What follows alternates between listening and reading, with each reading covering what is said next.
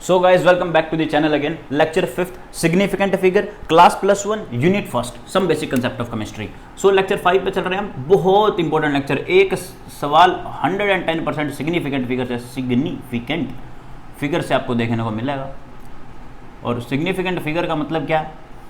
सबसे पहले तो ये समझता है सिग्निफिकेंट फिगर होता क्या. Significance importance. तो भाई बहुत सारी वैल्यूज आ सकती हैं ना. वेट के नंबर्स की बहुत बड़ी वैल्यूज आ सकती है. कुछ ऐसी वैल्यूज आपको देखने को मिल सकती है 0 2 0 2 0 2 3 0 1 0 5 0 0. कुछ भी वैल्यू हो सकती है. से मैं वेट मेजर कर रहा हूँ, ये कुछ ग्राम मिलीग्राम या फिर किसी भी चीज में वेट आ रहा है. तो इनमें से सिग्निफिकेंट क्या है, इंपॉर्टेंट क्या है, बात इतनी सी है. तो सिग्निफिकेंस इज इंपॉर्टेंस. तो मेरे पास सिग्निफिकेंट फिगर क्या होगी, इसके कुछ पर्टिकुलर रूल्स है ना. मान लो देखो दो चीजें हैं. मान लो कहीं कोई रिजल्ट आया 20.24%, ये है. मैं बोलता हूं आपको ए बंदा था, उस ए बंदे ने 20.23 निकाला रिजल्ट. दूसरा बंदा था, उसने निकाला 20.25. इसका मतलब क्या है कि ये तीन नंबर तो फिक्स रहे ना, ये तीन नंबर तो फिक्स रहे. These are significant. और ये जो पर्टिकुलर डिजिट्स, ये है अनसर्टेनिटी की. से यहां पर जो अनसर्टेनिटी थी, अनसर्टेनिटी तो जो भी है, अनसर्टेनिटी वो कितनी थी 0.01% की, 0.01 की थी प्लस माइनस. यहां तो वो 0.01 से कम हो रहा था, यहां पर 0.01 से ज्यादा हो रहा था. लेकिन ये भी सिग्निफिकेंट में काउंट होती है. पर्टिकुलर जो सिग्निफिकेंट फिगर होती है वो ये जो डिजिट फिक्स्ड थे वो भी काउंट होंगे और ये अनसर्टेनिटी भी काउंट होगी. तो यहां पर सिग्निफिकेंट फिगर 1 2 3 4 आ जाएंगे. बट इनके कुछ रूल्स हैं, वो रूल्स जानेंगे. हमें कैलकुलेशंस करनी है, न्यूमेरिकल्स के अंदर कैलकुलेशन करनी है. तो सबसे पहला पार्ट और इंपॉर्टेंट पार्ट आप लोग देखो. अगर मेरे पास देखो किसी भी नंबर को लिखने की दो फॉर्म होती हैं. एक होती है स्टैंडर्ड फॉर्म, एक होती है एक्सपोनेंशियल फॉर्म. क्योंकि मान लो कैलकुलेशन कर रहा हूं मैं, और कैलकुलेशन करते हुए मैंने बोला कि 6.022 इंटू 10 की पावर 23 है, और एक है 6.022 इंटू 10 की पावर 21. क्या ऐड करो इनको ऐड करना मुश्किल है. आप डायरेक्ट इनको ऐड नहीं कर सकते कि आपने इसको ऐड किया, इसको ऐड किया. नहीं, ऐसा नहीं होता है. आपको स्टैंडर्ड फॉर्म और एक्सपोनेंशियल फॉर्म में फर्क समझना होगा. मान लो मैं ये बोल दूं 1 2 3 4.56, दिस इज स्टैंडर्ड फॉर्म. मैंने लिटरली एक नंबर लिखा हुआ है 1 2 3 4.56. बट ये एक स्टैंडर्ड फॉर्म है. लेकिन इस स्टैंडर्ड फॉर्म बड़ी होती है ना स्टैंडर्ड फॉर्म. एक्सपोनेंशियल फॉर्म थोड़ी छोटी. एक्सपोनेंट मतलब क्या कि मैं कुछ भी 10 की पावर में लिखूंगा. 10 की पावर में क्या लिखूंगा, देखो मान लो डिजिट यहां पर है, मैं इसको फिलहाल के लिए मैं कुछ ऐसे लिख सकता हूं. मैं बताता हूं मैंने कैसे लिखा. 1 2 3 4 5 6 इंटू में 10 की पावर 1 2 3 डिजिट में जंप किया तो मैंने यहाँ पर डाल दिया 10 की पावर 3. ठीक है. अब ये कन्वर्जन आपको आना चाहिए कि अगर मेरे को इन दोनों को ऐड करना है तो मेरे को यहाँ पे 23 बनाना पड़ेगा या फिर यहाँ पे 21 बनाना पड़ेगा. सिंपल सी बात है. तो उस अकॉर्डिंग डिजिट जो है वो जंप हो जाएंगे. यहाँ पे कैसे वो डिजिट जंप होने वाले. तो सपोज करो मैंने यही लिखा. मैं एक और एग्जांपल लेता हूँ 0.00123456. स्टैंडर्ड फॉर्म और एक्सपोनेंशियल फॉर्म में फर्क क्या है, या फिर एक्सप्रेस्ड फॉर्म भी बोल दूं वैसे. एक्सप्रेस्ड फॉर्म, इसको एक्सप्रेस्ड फॉर्म बोलो, इसको स्टैंडर्ड फॉर्म बोलो. और स्टैंडर्ड फॉर्म के अंदर आते हैं क्या, एक्सपोनेंट्स, एक्सपोनेंशियल. तो एक्सप्रेस्ड फॉर्म जो है आपके पास थोड़ी बड़ी होती है, लंबी होती है. जैसे कि ये एक्सप्रेस्ड फॉर्म है. आपको कैलकुलेशन करने के लिए थोड़ी छोटी फॉर्म चाहिए, क्योंकि डिजिट के बाद में 2 या 3 वो बोलेगा इतने सिग्निफिकेंट फिगर तक जाओ, तो इनकी कोई वैल्यू ही नहीं है, या फिर इधर तक वैल्यू होगी. तो कैलकुलेशन ईजी हो जाती है बहुत ज्यादा, जब हम आगे जाकर फिजिक्स या केमिस्ट्री के बहुत तगड़े न्यूमेरिकल कर रहे होते हैं. अब सपोज करो स्टैंडर्ड फॉर्म के अंदर क्या होगा कि अगर मेरे पास डेसिमल यहां है, मुझे जो डेसिमल चाहिए वो सिर्फ एक डिजिट के बाद चाहिए, एक काउंटिंग डिजिट के बाद, एक न्यूमरल डिजिट के बाद. तो मुझे डेसिमल यहां पे चाहिए. एक का मतलब एक नहीं, एक का मतलब कोई भी हो. यहां पे से 7 होता तो 7 के बाद, और उसके बाद आगे वाली ये मुझे नहीं चाहिए. डेसिमल चाहिए सिर्फ एक के बाद. यहां पे कोई भी डिजिट हो जाए, डेसिमल मुझे यहां पे चाहिए. बाकी सब कुछ मैं इस 10 के ऊपर ले जाऊंगा. इसे बोलते हैं स्टैंडर्ड फॉर्म, जो कि एक्सप्रेस फॉर्म से मुझे स्टैंडर्ड फॉर्म में कन्वर्ट करनी है. अब कैसे करनी है, छोटी सी ट्रिक देके जा रहा हूं. ऐसी ट्रिक कि किसी भी स्टैंडर्ड फॉर्म को आप, किसी भी एक्सप्रेस फॉर्म को आप स्टैंडर्ड फॉर्म के अंदर दबा के बड़े आसानी से क्रिएट कर सकते हो, लिख सकते हो. कैसे, मान लो मैं लिखता हूं 1 2 3 4.56. मैं इस डेसिमल को यहां लेके जाऊंगा. या फिर एक और एग्जांपल होता, मान लो होता 0.00123456. ठीक है, क्या दोनों को करो. इसके अंदर इस डेसिमल को यहां पे आना है. ध्यान रखो. अच्छा, आंसर में यही लेके आना 1.23 1.23. 456 की कोई वैल्यू नहीं है फिलहाल के लिए. तो मैंने बोला कि 10 की पावर में आएगा. तो इतनी सी बात कि अगर आपका डेसिमल शिफ्ट हो रहा है राइट टू लेफ्ट, कहां शिफ्ट हो रहा है, राइट टू लेफ्ट, या फिर आपका डेसिमल शिफ्ट हो रहा है लेफ्ट टू राइट। कहां पे शिफ्ट हो रहा है? Left to right. दो ही कंडीशन होंगी, इसके अलावा तो कोई कंडीशन पॉसिबल नहीं है। तो अगर राइट टू लेफ्ट हो रहा है तो 10 के ऊपर उतने डिजिट लिख दो प्लस के अंदर, जितने डिजिट ये जंप कर रहा है, 1 2 3, तो यहां पे +3। यहां पे कितने गया? 1 2 3, तो -3 बस। तो यहां पर 10 की पावर में +n आएगा, यहां पे 10 की पावर में -n आएगा। प्लस का मतलब क्या है कि मेरे पास राइट टू लेफ्ट गया है, और माइनस का मतलब क्या है? लेफ्ट टू राइट मेरे पास डिजिट गया है। और n का मतलब क्या है? n का मतलब बड़ा सिंपल सा, सोबर सा, that number of digits jump, number of digits jump. So अगर मैं ये बोल रहा था, मुझे इसको करना पड़ता, इस 23 को 21 बनाना पड़ता। 21 कैसे बनाऊं? देखो, अगर ये 21 कर दूं तो इंटू में 10 की पावर 2 होगा, बड़ी सिंपल सी बात है। अगर ये 10 की पावर 2 है, मतलब 100 है, 100 को मैं यहां मल्टीप्लाई करूंगा तो ये 2 डिजिट यहां पे जंप हो जाएगा। अब मैं ऐड कर दूं, 10 की पावर 21 को कॉमन लूंगा, अंदर क्या आएगा? 602.2 प्लस 6.022, तो इनको ऐड कर दो, 10 की पावर 21। डेसिमल की एडिशन के लिए यह बात क्लियर है कि डेसिमल के नीचे ही डेसिमल आएगा। सबसे पहले आपको यह बात क्लियर करनी है कि अगर मैं ये लिखूं कि से मैंने ये लिखा 6.022 इंटू 10 की पावर 23, और एक लिखा 6.022 इंटू 10 की पावर 21, कह रहा हूं मैं इनको ऐड करो, तो मैं ऐड कैसे करूंगा? इस डेसिमल को शिफ्ट करूंगा कहीं ना कहीं। जब मैं इसकी, देखो, इसकी पावर 23 करनी है। आप एक्सपोनेंट एंड पावर जानते हो कि अगर बेस सेम होता है तो पावर ऐड हो जाती है। तो 10 की पावर 2 से मल्टीप्लाई, 10 की पावर 2 से डिवाइड, क्योंकि मैं नॉर्मली ना तो कुछ ऐड कर सकता हूं, ना सब्ट्रैक्ट कर सकता हूं, ना मल्टीप्लाई ना डिवाइड। मुझे अगर ऐड करना सब्ट्रैक्ट करना पड़ता है, मल्टीप्लाई करते डिवाइड करना पड़ता है, किसी भी चीज को सेम रखने के लिए।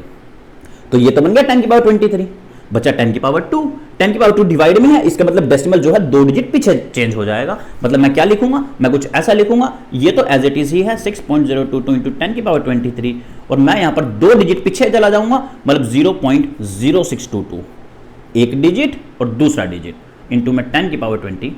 अब मैं ऐड करूंगा बेटा इनको, 10 की पावर 23 को कॉमन लूंगा, यहां लिखूंगा 6.022 प्लस 0.0622, तो आंसर कितना आएगा? 10 की पावर 23 इंटू में, अब ऐड करो इनको, 6.022 इंटू 0.062, दैट इज 480, 6.084, तो ये कहानी बनेगी आपकी, और ये आपका आंसर होगा। अगर मैं चाहता हूं 21 की पावर में आंसर लाना, तो फिर से 10 की पावर 2, 10 की पावर 2, 21 लाना तो डिवाइड वाला लेना पड़ेगा, क्योंकि अगर बेस सेम होता है तो पावर सब्ट्रैक्ट होती है 23 माइनस 2, दैट इज 10 की पावर 21, और 10 की पावर 2 है यहां पर, तो अगर मल्टीप्लाई कर रहा हूं तो 2 डिजिट उधर चली जाएंगी, मतलब आंसर आएगा इंटू में 608.4। तो बेटा ये आपका आंसर होगा, अदरवाइज आंसर यही होगा, क्योंकि सिग्निफिकेंट फिगर जो है वो एक डिजिट के बाद होती है, स्टैंडर्ड फॉर्म जो होती है वो एक डिजिट के बाद लेके आनी होती है। तो ये कहानी है किसकी?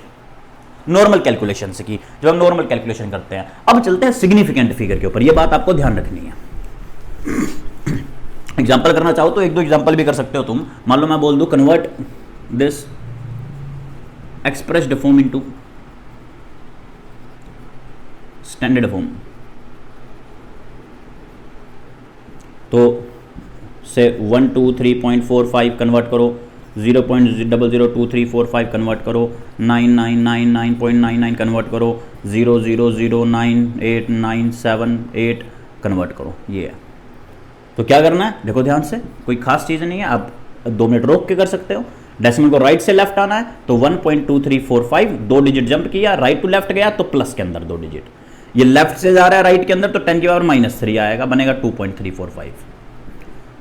इसको राइट से लेफ्ट आना है, एक डिजिट, तो क्या बनेगा 9.9999 इंटू में 10 की पावर 3 डिजिट जम किया तो +3। इधर फिर से लेफ्ट की तरफ जाना है, 2 डिजिट, तो 9.8978 इंटू में 10 की पावर +2, तो दोस्तों -2 सॉरी। तो इस तरीके से आप लोग इन फॉर्म्स को कन्वर्ट करोगे, क्योंकि एक्सपोनेंट सेम होना चाहिए, तब वो कॉमन आएगा और बाहर निकलेगा। अब बारी आती है किसकी? सिग्निफिकेंट फिगर की। बहुत इंपॉर्टेंट एक नंबर जो है, एक क्वेश्चन आपको पक्का मिलने वाला है कि किसी भी सिग्निफिकेंट फिगर को हम सिग्निफिकेंट भी करेंगे एंड राउंडिंग ऑफ भी अभी करेंगे, राउंडिंग ऑफ, क्योंकि बार बार सवाल आते हैं कि round off to this digit, NEET में सवाल आएगा round off to this digit. ये फिजिकल या फिर फिजिक्स के अंदर बहुत ही ज्यादा इंपॉर्टेंट है। अब देखो सिग्निफिकेंट फिगर की पहली बात, जितने भी नॉन काउंटिंग डिजिट होंगे, जितने भी काउंटिंग डिजिट्स होंगे, दे आर सिग्निफिकेंट फिगर, वो सिग्निफिकेंट फिगर होंगे, दे आर सिग्निफिकेंट फिगर। दूसरा, जितने भी नॉन काउंटिंग डिजिट मतलब जीरो, तो जीरो की कहानी कुछ ऐसी है, अगर जीरोज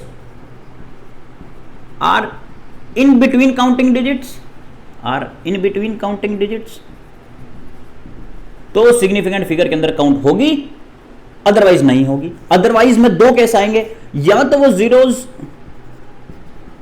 पहले हो सकती है precedes the non counting digits, precedes the counting digits, या तो वो पहले हो सकती है और या फिर वो बाद में हो सकती है। Zeros comes after the counting digit. Example करते हैं, लेकिन केस चार ही बनने वाले हैं। अच्छा, अगर वो पहले आ रही है तो सिग्निफिकेंट फिगर के अंदर काउंट नहीं होगी, अगर बाद में आ रही तो सिग्निफिकेंट फिगर के अंदर काउंट होगी। देखो मान लो मैं ये बोल दूं यार काउंटिंग डिजिट है से 1.2345, कितनी सिग्निफिकेंट फिगर है, 1 2 3 4 5, सो 5 सिग्निफिकेंट फिगर, खत्म। मैं बोल दूं 9.009, अब देखो ध्यान से, या फिर ये बोल दूं 90.009, इन दोनों केस के अंदर जो ये जीरोज आ रही है, ये नॉन जो काउंटिंग डिजिट्स है उनके बीच में है, तो ये काउंट होंगी। 1 2 3 4, 4 सिग्निफिकेंट फिगर आएंगी। 1 2 3 4 5, तो 5 सिग्निफिकेंट फिगर आएगी। बट अगर मैं ये लिख दूं 09.009, 009.9, तो इसके अंदर कितनी डिजिट्स हैं, 4 सिग्निफिकेंट फिगर, इसके अंदर 2 है, ये काउंट नहीं होंगी, ये वाली काउंट नहीं होंगी, पहले वाली काउंट नहीं होंगी। बट अगर यही बाद में आ जाती, अगर यही कुछ ऐसे आ जाता, अगर मैं ये लिख देता 9.900, 9.00, और मैं कहता 9900.0000, इस केस में सिग्निफिकेंट फिगर 4 होंगी, इस केस में सिग्निफिकेंट फिगर कितनी होंगी बेटा, 3 होंगी, इस केस में सिग्निफिकेंट फिगर कितनी होंगी, 1 2 3 4 5 6 7 8 सिग्निफिकेंट फिगर होंगी। अगर मैं आपको ये बोलूँ 0.009999900 सिग्निफिकेंट फिगर बताओ तो कितनी होगी, ये वाली काउंट नहीं होंगी, ये सारी काउंट होंगी। 1 2 3 4 5 6 3 3 6 और 1 7 सिग्निफिकेंट फिगर होगी। मैं लिख दूँ 0009.00900, तो कितनी होगी, अब भी ये बीच में है तो काउंट होंगी, ये लास्ट में है तो काउंट होंगी, ये पहले है तो काउंट नहीं होंगी। सो 1 2 3 4 5 6 सिग्निफिकेंट फिगर इसके अंदर होने वाली हैं। तो सिग्निफिकेंट फिगर की जो काउंटिंग होगी वो कुछ इस प्रकार होगी, बेहद इजी है। या तो काउंटिंग डिजिट्स होंगी तो काउंट कर लेना, जीरोज अगर काउंटिंग डिजिट के बीच में है तो भी काउंट होगी, पहले है तो काउंट नहीं होंगी, और अगर वो बाद में है तो भी वो काउंट होने वाली हैं। तो सिग्निफिकेंट फिगर की कहानी जो है बेटा कुछ ऐसी है। अब आगे सिग्निफिकेंट फिगर की कुछ कैलकुलेशंस भी हो सकती है। अच्छा, सिग्निफिकेंट फिगर एक बार स्टैंडर्ड फॉर्म में भी देख लेते हैं। अगर मान लो मैं स्टैंडर्ड फॉर्म में मेरे को बताया जाएगा, मान लो मैं बोलूं 5000, कह रहा 5000 को राइट, ऐसे बोल लिखता है, राइट 5000 इन 2 सिग्निफिकेंट फिगर, इन 3 सिग्निफिकेंट फिगर, कह रहे लिख के दिखाओ, 2 सिग्निफिकेंट फिगर और 3 सिग्निफिकेंट फिगर में कैसे लिखेंगे। पहले तो ये ध्यान रखो कि अगर स्टैंडर्ड फॉर्म की मैं बात कर रहा हूं, इन स्टैंडर्ड फॉर्म, तो स्टैंडर्ड फॉर्म के अंदर एक्सपोनेंट काउंट नहीं होते, सिर्फ न्यूमरल्स काउंट होते हैं। अगर स्टैंडर्ड फॉर्म की मैं बात कर रहा हूं, तो अगर मैं 5000, अगर नॉर्मल 5000 की बात करूं, अगर ये क्वेश्चन है, मैं पहला बोल रहा हूं 5000, तो 5000 के अंदर 4 सिग्निफिकेंट फिगर है, खत्म। लेकिन अगर मुझे 3 सिग्निफिकेंट फिगर डालनी है तो मुझे कुछ ये बनाना पड़ेगा, ये 5.00, मतलब डेसिमल। वैसे तो इसके बाद में डेसिमल है 0, उसके बाद में पहले तो दिखाई नहीं रखा था, बट अब दिखा दिया, तो डेसिमल जो है वो यहां पे शिफ्ट हुआ है, कुछ यहां पे, तो यहां पे शिफ्ट हुआ, तो इनटू में 10 की पावर कितनी हुई, 1 2 3, राइट से लेफ्ट गया तो प्लस में 3। तो इसका मतलब क्या हुआ कि यहां पर अब 3 सिग्निफिकेंट फिगर है। अगर मैं 2 सिग्निफिकेंट फिगर चाहता तो 2 सिग्निफिकेंट फिगर में मुझे कुछ 5.0 लिखना पड़ता, और 10 की पावर कितना आता है यहां पर, 10 की पावर 1 2 3 ही आता, तब भी यहां पर 3 सिग्निफिकेंट फिगर होती। अच्छा, उसके अलावा मैं ये भी अगर इसी को कुछ इस प्रकार लिख दूं, से ये 50.10 की पावर 2 लिख दूं, इंटू में 10 की पावर 2 लिख दूं, अब भी तो ये 5000 ही है, लेकिन अब की बार भी इनमें सिग्निफिकेंट फिगर कितनी है, 4 सिग्निफिकेंट फिगर है। तो कितनी सिग्निफिकेंट फिगर आपको चाहिए, उसके अकॉर्डिंग आप स्टैंडर्ड फॉर्म को कन्वर्ट कर सकते हो। क्वेश्चन ये है कि एवोगाड्रो नंबर 6.02 × 10 की पावर 23 के अंदर कितनी सिग्निफिकेंट फिगर है, तो ध्यान दो, सिर्फ 4 ही सिग्निफिकेंट फिगर है, ये काउंट नहीं होने वाली। तो इस तरीके से सिग्निफिकेंट फिगर हम देखेंगे। उसके बाद एक छोटी सी बात कि अगर सिग्निफिकेंट फिगर की एडिशन सब्ट्रैक्शन आ जाए तो वो कैसे करनी है, तो वो बेहद आसान है। जो भी छोटा नंबर होगा, मान लो अगर मैं ऐड की बात करूंगा, मैं सब्ट्रैक्ट की बात करूंगा, मैं मल्टीप्लाई की बात करूंगा, डिवाइड की बात करूंगा। मान लो अगर मैं ऐड की बात करता हूं और मैं ये कर रहा हूं कि ऐड करो 5.1, 2.22, 6.022। अच्छा पहले तो ये जाना डेसिमल के चेंज डेसिमल, सो 2 ऐड करूंगा 2 आया, 224, 213 डेसिमल, 5 और 6 11 12 13, तो ये बनेगा। अच्छा अब मुझे बताओ कि क्या आंसर क्या है, तो ध्यान रखो जो भी कम है इसके अंदर 2 ही सिग्निफिकेंट फिगर हैं, तो इसका जो आंसर होगा वो होगा 13। 2 ही सिग्निफिकेंट फिगर लूंगा, इससे ज्यादा नहीं लेने वाला। अगर मैं मान लो सब्ट्रैक्ट करूं, मैं लिख दूं 13.22 इनटू में 2.1 माइनस करो, तो आंसर कितना आएगा 11.12। कितनी सिग्निफिकेंट फिगर है, 2 ही सिग्निफिकेंट फिगर है, इसलिए आंसर कितना आएगा बेटा 11। बट अगर से यहाँ पे 2.10 हो जाता तो मैं यहां पर सिग्निफिकेंट फिगर क्या लेता 11.1, 3 सिग्निफिकेंट फिगर वाला लेता। सेम मल्टीप्लाई में अगर मैं 2.1 और 3.22 को मल्टीप्लाई कर रहा हूं, 2.1 और 3. तो आंसर कितना आएगा, अच्छा मैं एक बार मल्टीप्लाई कर लेता हूं, सो इट विल बी 4 4 2 3 6 2 2 6 7 6 1 2 3 6. ये आंसर आएगा। सिग्निफिकेंट फिगर 2 ही है, इसका मतलब आंसर कितना आएगा 6.7। डिवाइड भी कुछ ऐसा ही, मान लो मैं 4.2 को डिवाइड करूँ 2.0 से, 4.22 को डिवाइड करूँ 2.0 से, अच्छा आंसर विल बी 211, ये आंसर आएगा। डेसिमल आएगा यहाँ पे। अच्छा अब मुझे बताओ कि क्या दिक्कत है, दिक्कत ये है कि इसके अंदर 2 ही सिग्निफिकेंट फिगर है, तो इसके अंदर आंसर कितना आएगा 2.1। So final answer will be the lowest significant figure. अब हम दोस्तों बढ़ने वाले हैं, तेज ही बढ़ते हैं, स्लो आगे नहीं बढ़ते, आप लोग पोज कर सकते हो बेहद आसानी से। अब हम बढ़ते हैं राउंडिंग ऑफ की तरफ। राउंडिंग ऑफ क्या होता है, छोटा सा कॉन्सेप्ट है, बड़ी जल्दी क्लियर हो जाएगा, खत्म हो जाएगा अभी की डेट में। सो राउंडिंग ऑफ क्या, देखो कोई भी नंबर हो सकता है, 3 केस बनेंगे सिर्फ और सिर्फ, या तो कोई नंबर, सो मैंने दिया 20.667 और मुझे लिखना है 4 सिग्निफिकेंट फिगर के अंदर लिखना है, 4 कोई भी एग्जांपल हो सकता है, मैं 4 सिग्निफिकेंट फिगर के ले रहा हूं। एक लेता 20.665, एक ले लेता हूं मैं, अच्छा इसके भी एक और केस बनाऊंगा 20.675, एक और केस ले लेता हूं 20.669, ठीक है। 4 सिग्निफिकेंट फिगर बनानी है। बात इतनी सी है कि अगर आपको दोस्तों ये एक पार्ट है, इसका ए पार्ट है, ये बी पार्ट है, इसको आप कैप्सुलॉक ए बोल दो, इसको कैप्सुलॉक बी बोल दो। अगर आपको डिजिट 5 से ज्यादा मिलता है, मोर देन 5, या फिर ऐसा निशान लगा लो x मोर देन 5, x क्या है लास्ट डिजिट। तो अगर ये 5 से ज्यादा है, तो इसका मतलब ऐड 1, एक ऐड कर दो, एक ऐड करोगे तो बनेगा 20 इन प्रीसीडिंग डिजिट, तो क्या बनेगा 20.67, खत्म। तो ये 4 सिग्निफिकेंट फिगर आएंगे इसके अंदर, ये आंसर होगा। अगर वो कम है, से 667 था, मैं यहाँ 664 कर देता हूं। अगर वो 5 से कम है, x इज लेस देन 5, तो प्रीसीडिंग डिजिट को सेम रहने दो, सो इट विल बी 20.66, ये बनेगा, कोई दिक्कत, सेम रहेगा preceding digit. But if it is 5 के 2 केस है, एक 5 का केस वो है जब प्रीसीडिंग डिजिट इवन है, और एक 5 का केस है जब प्रीसीडिंग डिजिट ओड है। अगर ओड है प्रीसीडिंग डिजिट 5 के केस में, तो ऐड 1 करोगे, आप ऐड 1 करोगे तो आंसर कितना आएगा 20.68।